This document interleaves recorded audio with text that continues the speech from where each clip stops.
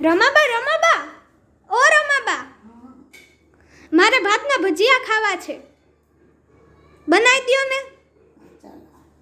હા, તો આપ મિની વ્લોગમાં આપનું હાર્દિક સ્વાગત છે. તો આપણે આજે ભાતના ભજીયા બનાવીશું.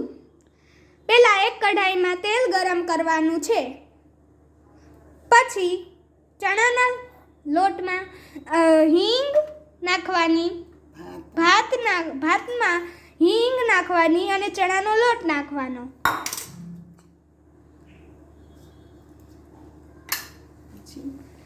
પછી ડુંગળી નાખવાની. ડુંગળી નખાઈ જાય એટલે કોથમીર અને મરચું નાખવાનું. તે નખાઈ જાય તે બાદ મીઠું લઈ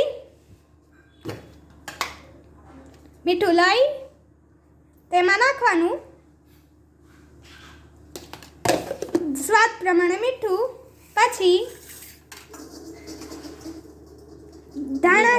બે દાણા જીરું નાખવાનું. બે દાણા જીરું નાખી શકો અને આમાં થોડી છાશ નાખવાની.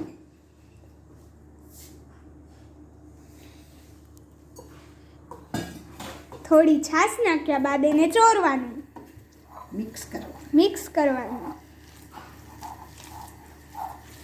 હે બા, આનો તો સુગંધનો સ્વાદ જ કંઈક અલગ છે.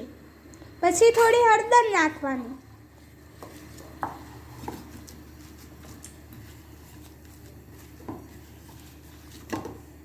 તેલ ગરમ થઈ ગયું છે.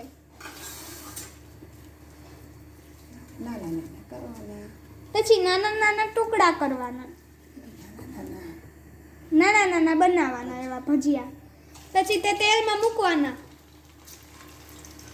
એવા કટકા કરીને નાના ગોળ વારી મૂકવાના.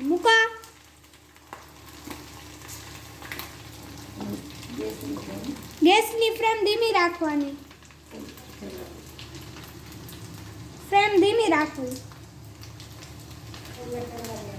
અને ચડવા દેવાના ભજીયાને, ચડવા દેવાના, પાકવા દેવાના.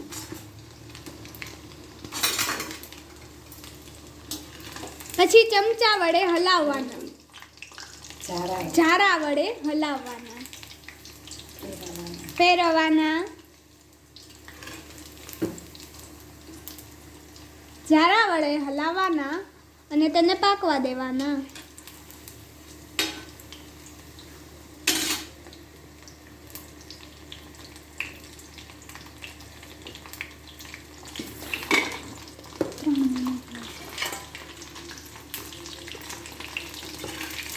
અને હવે આપણા ભાતના ભજીયા રેડી છે, બની ગયા છે. તેનો સ્વાદ કંઈક અલગ જ છે.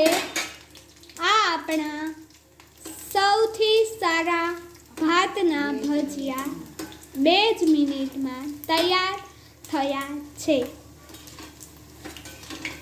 આ કુકડ બનાવેલનું નામ છે રમાબેન સોલંકી.